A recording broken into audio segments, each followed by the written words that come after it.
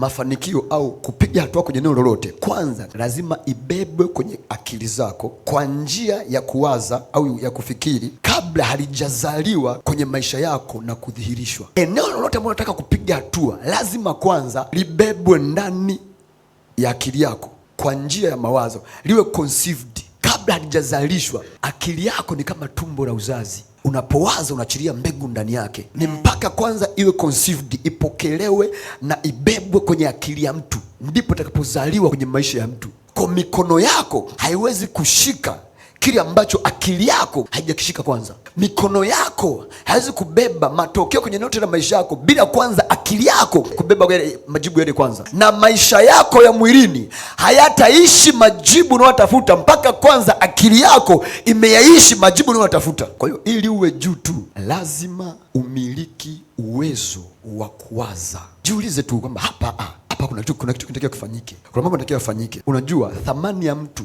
eneo lolote lile ni matokeo ya kuwaza kwake. Akili yako ndio inakupa thamani mahali ulipo. Mahali popote panapojikuta, kama uumizi kichwa, hutumia akili, unapoteza thamani.